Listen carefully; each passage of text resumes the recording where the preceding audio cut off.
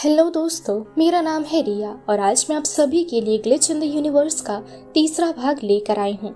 अगर आपने इसकी पहली और दूसरी भाग नहीं देखी है तो वो आपको डिस्क्रिप्शन बॉक्स में मिल जाएगी। आप जाइए और डिस्क्रिप्शन बॉक्स की लिंक से उन दोनों वीडियोस को फटाफट देख लीजिए। तो चलिए ग्लिच इन द यूनिवर्स का तीसरा भाग शुरू करते हैं। एपिसोड की शुरुआत में फ्लैशबैक का सीन दिखाया जाता है। अलीशा अपने मॉर्ग से जिंदा निकलकर बाहर आने लगती है। अपने शरीर पर लगे नेम टैग से अलीशा को अपना नाम पता चलता है, लेकिन अपना नेम टैग वो किसी और की बॉडी पर चिपका कर अपने घर के लिए निकलती है और इस घटना के बाद से वो नए शहर में रहने लगती है। वहीं प्रेजेंट सीन में अलीशा की सच्चाई जानने के बाद जेम्स बेहद हैरान थे, क्योंकि उसने कभी भी ये नहीं सोचा था कि अलीशा भी मरी हुई जीवित इंसान होगी और कहीं ना कहीं ये सब कुछ उसी की वजह से हो रहा था। जेम्स इन्वेस्टिगेशन करने के लिए निकल ही रहा होता है, लेकिन अपनी बेटी की बोली सुनकर वो हॉस्पिटल में रुक जाता है। साथ ही सारा को होश आ जाता है, लेकिन अचानक से उसके सर पे काफी ज्यादा दर्द होने लगता है। इसके अलावा किस तरह से वो मरकर भी जिंदा हो गई, इस बारे में सारा को कोई अंदाजा नहीं था। साथ ही अपनी बेटी के जन्म के बाद सारा की सिर्फ एक ही मंशा थी और वो थी केट को अपने रास्ते से हटाना। कुछ देर बाद जेम्स फार्म हाउस पर पहुंचता है और वो नोटिस करता है किसी ने फार्म हाउस को तबाह कर दिया है। साथ ही वो देखता है अलीशा फार्म हाउस छोड़कर वहां से जा चुकी है। वहीं सभी की सेफ्टी के लिए जेम्स सभी को एक झील के किनारे अपने नए घर पर शिफ्ट करता है। इधर जेम्स की कब्र देखने के लिए जेम्स क्रिस्टी के साथ उस ओर जा रहा था, लेकिन रास्ते में क्रिस्टी बेहोश हो जाती है और किसी कारणवश उसकी तबीयत अचानक खराब होने लगती है। इससे हम समझ पाते हैं कि मरे हुए जीवित लोगों की मृत्यु रेखा, यानी कि वो बॉर्डर जिसे पार करने पर वो मारे जाएंगे, वो बॉर्डर पहले से और ज्यादा छोटी हो चुकी थी और ये धीरे धीरे छोटी होने लगती है, जिसकी वजह से सभी लोगों को खतरा था। दूसरी तरफ जॉन शहर में खाने की चीजें ढूंढ रहा था जिसे वो खा सके। साथ ही वेक के मौत के बाद जॉन को इस दुनिया के किसी भी इंसान पर भरोसा नहीं था, क्योंकि उसके मुताबिक जेम्स ने वेक को मारकर गलत किया था। अपने हालत के चलते जॉन डॉक्टर हेसन नामक महिला के घर पर पहुंचता है। उस लड़की को देख ऐसा लग रहा था मानो जैसे वो जॉन को पहचानती है और उसके सामने वो उसी तरह से पेश आती है। डॉक्टर हेसन जॉन से कहती है, अगर तुम मेरे साथ नॉरगार्ड के हेडक्वार्टर से मिलोगे फिर मैं तुम्हें तुम्हारी पूरी सच्चाई बता दूंगी। अपनी सच्चाई जानने के लिए जॉन मान जाता है और वो हेसन के पीछे पीछे हेडक्वार्टर के लोगों से मिलता है। हेसन बताती है पिछले 4 सालों से वो अलीशा के साथ इस ग्रुप में काम कर रही है, जिसकी वजह से दुनिया भर के सभी लोग उसे बेहद पसंद करते हैं और इसी तरह से ये दोनों डॉक्टर्स मिलकर मरे हुए लोगों को जीवित करते हैं। डॉक्टर हेसन ने प्रोजेक्ट के लिए अपने पैसे लगाए थे, लेकिन अलीशा ने इसके सारे रिजल्ट्स हेसन से छिपाए रखा, क्योंकि उसका इरादा तो कुछ और ही था। हेसन बताती है, अलीशा ने तुम्हारी जिंदगी को लेकर तुमसे झूठ कहा था, क्योंकि तुम्हारा असल नाम जॉन नहीं है, बल्कि तुम्हारा असल नाम तो विलियम है और तुम अपने मौत से पहले आर्मी के कैप्टन हुआ करते थे। हेसन की बातों से कहीं न कहीं जॉन यानी विलियम को सच्चाई का आभास हो रहा था और वो हेसन की बातों पर यकीन करने लगा था। हेसन विलियम का भरोसा जीतने के बाद उससे एक एक्सपेरिमेंट को पूरा करने के लिए उसकी मदद मांगती है।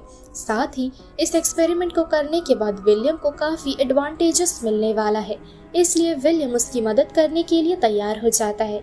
दूसरी तरफ जेम्स उसी हॉस्पिटल में जाते हैं जहाँ 4 साल पहले अलीशा की मौत हुई थी। यहाँ से जेम्स को अलीशा की गर्लफ्रेंड के बारे में पता चलता है। अलीशा की गर्लफ्रेंड से मिलने पर वो बताती है उसके पास अलीशा से जुड़ी खास इन्फॉर्मेशन तो नहीं है, लेकिन अलीशा के कुछ डॉक्यूमेंट्स उसके पास थे और वो जेम्स को वो सारे डॉक्यूमेंट्स देती है जिस पर अलीशा काम किया करती थी। वो जेम्स को अलीशा की एक वीडियो भी दिखाती है। इस वीडियो में अलीशा काफी अजीब तरह से बिहेव कर रही थी, ठीक वैसे ही जैसे एक्सीडेंट के बाद ऑफिसर वेक के स्वभाव में परिवर्तन आ गया था। अलीशा की गर्लफ्रेंड बताती है, पहले अलीशा लोगों में खुशहाली बांटती थी, लेकिन कुछ सालों से उसका बर्ताव बेहद बदल चुका है, जैसा मैंने कभी सोचा भी नहीं था।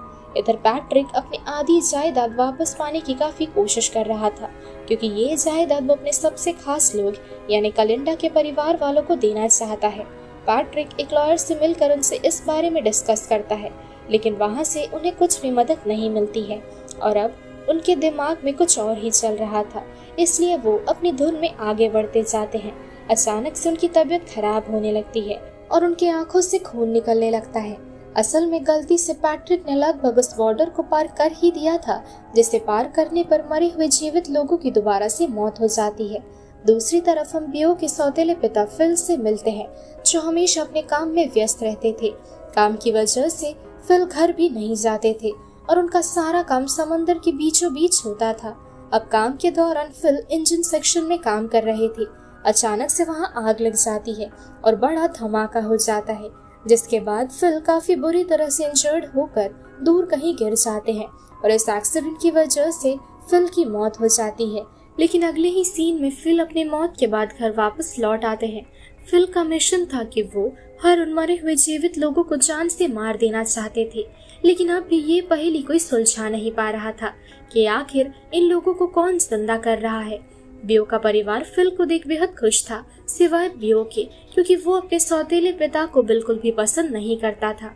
बियो के परिवार वालों से फिल को पैट्रिक के बारे में पता चलता है और मरे हुए जीवित लोगों को मारने के लिए फिल बियो को जरिया बनाना चाहते थे, क्योंकि बियो ही एक ऐसा शख्स है जो पैट्रिक के बारे में काफी कुछ जानता है। कुछ देर बाद हम केट को झील के किनारे स्विम करते हुए देखते हैं। इस दौरान केट की मुलाकात ओवन नामक आदमी से होती है। दोनों एक दूसरे के संग बातें करने लगते हैं और तभी वहाँ जेम्स पहुँचता है। जेम्स को केट और ओवन की दोस्ती से ऐतराज था, क्योंकि एक तरफ वो जेलस हो रहा था और दूसरी तरफ वो केट को किसी मुसीबत में नहीं देखना चाहता था, क्योंकि हो सकता है ओवन केट के लिए खतरा बन जाए। लेकिन केट को अब जेम्स की फिक्र से कोई फर्क नहीं पड़ता था। दूसरी तरफ चार्ली और क्रिस्टी अपने अतीत के बारे में जानने के लिए अपने मंजिल की तरफ आगे बढ़ने लगते हैं। एक दिन चार्ली अपने सपनों में किसी लेटर के बारे में देखता है और ये लेटर चार्ली ने मरने से पहले लिखा था। वहीं क्रिस्टी को अपनी बेस्ट फ्रेंड विकी के बारे में याद आने लगता है। जिस रात क्रिस्टी मारी गई थी, उस रात क्रिस्टी और विकी अपने बॉयफ्रेंड से मिलने के लिए बाहर गई हुई थी। अपनी मौत की गुत्थी सुलझाने के लिए क्रिस्टी जेम्स की सहायता लेकर अपने मर्डर के बाद केस की स्टेटमेंट्स चेक करती है। विकी ने अपने स्टेटमेंट में कहा था कि वो क्रिस्टी को कुछ ज्यादा करीब से नहीं जानती थी। वहीं क्रिस्टी के मुताबिक विकी झूठ बोल रही थी और हो सकता है विकी को क्रिस्टी के डेथ का राज पता हो। इस बारे में जानने के लिए क्रिस्टी जेम्स की मदद लेकर विकी को ढूंढने लगती है। दूसरी तरफ केट लेक हाउस में अपने आप को कैदी की तरह महसूस करने लगी थी, इसलिए वो बाहर बाइक राइड करने के लिए जाना चाहती थी, लेकिन उसकी बाइक में पेट्रोल नहीं था और पेट्रोल लेने के लिए केट ओवन यानी अपने नए दोस्त के घर पर जाती है, जो कि लेक हाउस के बेहद पास ही था। अब पेट्रोल देने के बाद ओवन केट को जेम्स के बारे में पूछने लगता है। अब जेम्स के बारे में जानने के बाद वो दोनों काफी देर तक एक दूसरे के साथ बातें करते हैं और अपना वक्त काट लेते हैं और आखिर में दोनों के बीच का फासला वो दोनों प्यार से मिटा देते हैं। इधर पैट्रिक की चार्ली के साथ मुलाकात होती है। पैट्रिक चार्ली को अपने साथ अपने असल घर पर ले जाता है, जहाँ फिलहाल कोई भी नहीं था। पैट्रिक अपने घर में ट्रैप्स तैयार करना चाहता था, जिससे कि फिट्जगेराल्ड शासक राजनीति का इस्तेमाल करके उसके घर पर कब्जा ना कर सके।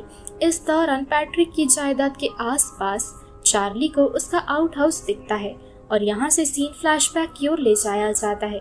चार्ली युद्ध से लौटने के बाद इसी आउट हाउस में उसकी देखरेख करी गई थी। उस दौरान पैट्रिक के जायदाद में से कुछ अंश मेडिकल सेंटर की तरह इस्तेमाल किया जाता था। चार्ली की हालत पागलों की तरह होने लगी थी, इसी कारणवश उसे शॉक थेरेपी दी जा रही थी।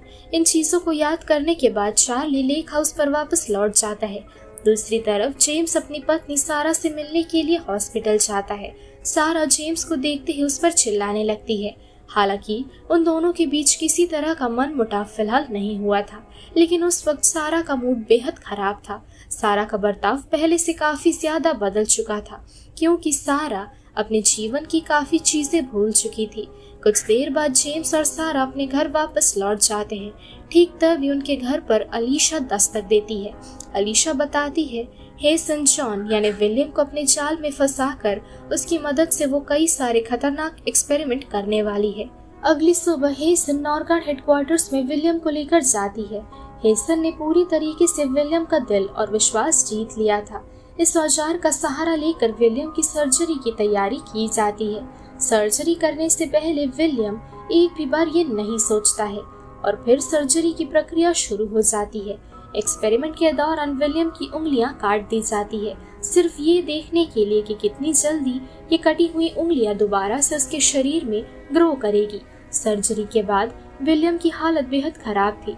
विलियम गलत लोगों पर विश्वास करने के लिए खुद को कोसने लगा था। कुछ देर बाद अलीशा जेम्स को लेक हाउस पर ले जाती है और लेक हाउस के पास ही ओवन का घर था। जेम्स देखता है कि केट और ओवन एक साथ एक ही बिस्तर पर थे। ये देखने के बाद जेम्स बेहद हताश होने लगता है। अब अलीशा बताती है उसकी वजह से मरे हुए लोग जीवित हुए हैं। असल में जब अलीशा मारी गई थी उसके बाद वो एकदम से एक दिन जिंदा हो गई, लेकिन इस विषय में वो कुछ भी नहीं जानती थी। इसके बाद से वो मॉर्गेट का हिस्सा बन गई, जिसके बाद अलीशा के एक्सपेरिमेंट की वजह से केट और बाकी सभी एक एक करके जिंदा होने लगे। अलीशा के मुताबिक हेसन इन सभी मरे हुए जीवित लोगों को साइंस से जुड़ी एक्सपेरिमेंट्स का हिस्सा बनाना चाहती है।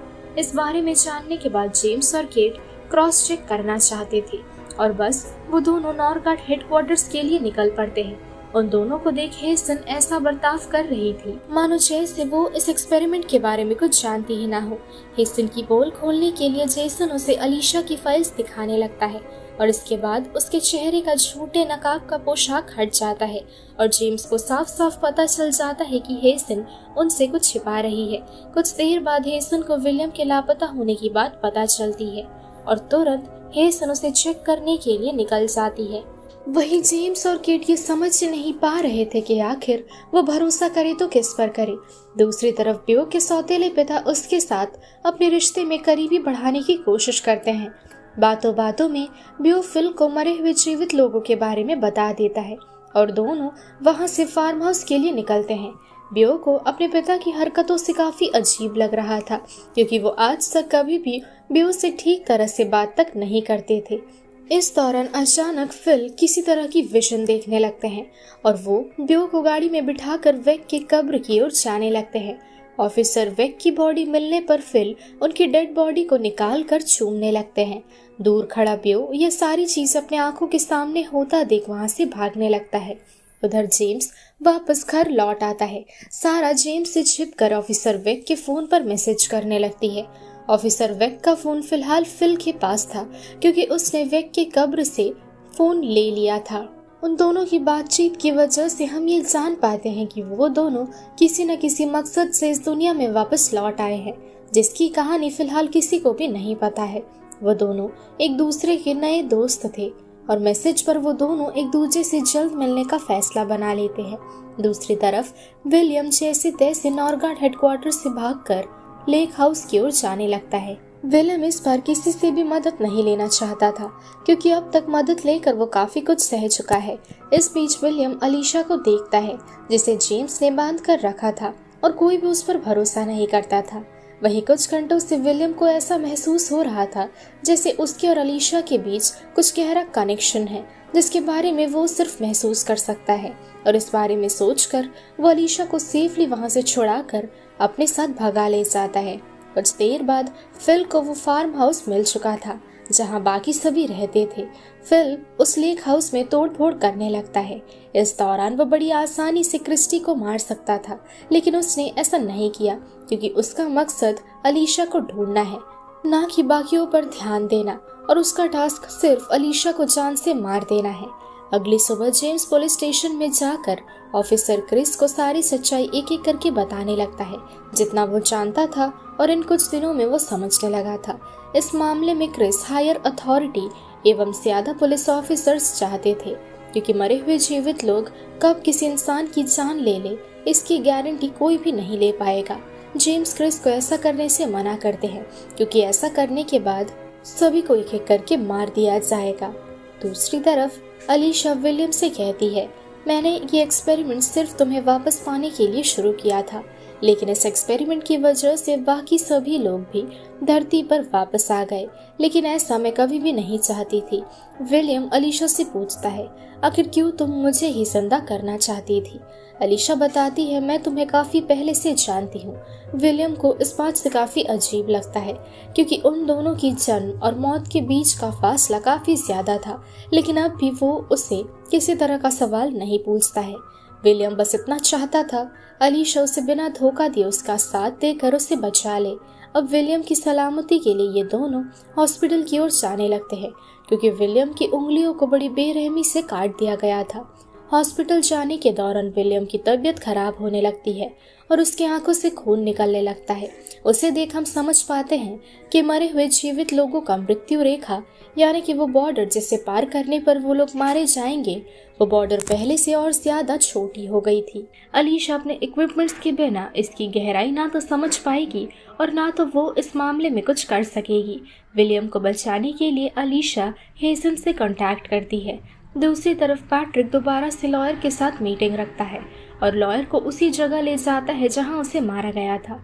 अपने मर्डर का किस्सा साबित करने के लिए पैट्रिक लॉयर को वो खून के बड़े बड़े धब्बे दिखाता है जो उसे मारने के दौरान बन गए थे, लेकिन खून के धब्बे की मदद से पैट्रिक अपना जायदाद वापस कभी भी नहीं पा सकेगा। अपनी जायदाद वापस पाने के लिए पैट्रिक को पक्के सबूत देने होंगे। साथ ही जायदाद से जुड़ी गवाही भी किसी जिंदा इंसान की ली जाएगी, न कि पैट्रिक की तरह मरे हुए इंसानों की। अब पैट्रिक को कलिंडा की बातें याद आने लगती है, क्योंकि एक समय था जब पैट्रिक ने कलिंडा को अपनी आधी जायदाद देने का वादा किया था और फिर पैट्रिक ब्यू के पास जाकर उससे मदद मांगता है। ब्यू पहले तो उसकी मदद करने से मना कर देता है, लेकिन पैट्रिक उसे समझाता है कि वो ये सब कुछ कलिंडा के लिए कर रहा है। पैट्रिक का सच्चा प्यार देखकर ब्यू उसकी मदद करने के लिए तैयार हो जाता है। इधर सारा पार्क में फिल से मुलाकात करती है।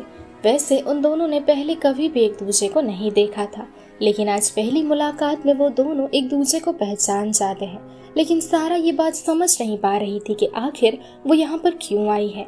उसे सब कुछ याद दिलाने के लिए फिल सारा को किस करता है और इस तरह से वो सारा को अपना मकसद याद दिलाता है और फिर वो दोनों अपनी राह पर आगे बढ़ने लगते हैं। अगले सीन में अलीशा हेसन को नॉरगार्ड हेडक्वार्टर से अपने इक्विपमेंट्स देने के लिए कहती है, जिससे कि वो विलियम को बचा सके, लेकिन हेसन उसकी मदद करने से इनकार कर देती है, क्योंकि एक्सपेरिमेंट के काफ़ी सारे रिजल्ट्स अलीशा ने हेसन से पहले छिपा कर रखे थे, जो कि हेसन इस एक्सपेरिमेंट को लेकर उसकी मंशा गलत थी। आखिर में विलियम की जान बचाने के लिए हेसन अलीशा के सामने एक प्रस्ताव रखती है। हेसन कहती है विलियम को बचाने के बाद अलीशा को विलियम को एक्सपेरिमेंट के कामों के लिए नॉरगार्ड हेडक्वार्टर्स को सौंपना होगा। अलीशा इस बात से नकार नहीं पाती है और वो हड़बड़ी में मान जाती है। ये सुनकर हेसन बेहद खुश थी और फौरन वो सारे इक्विपमेंट्स अलीशा तक पहुंचाती है। ठीक तभी वहाँ फिल चला आता है और वो अलीशा का पीछा करने लगता है। अलीशा जंगल की ओर भागने लगती है और इस बीच अपनी जान बचाने के लिए अलीशा जेम्स को कॉल करती है, लेकिन फिल उसे पकड़ लेता है।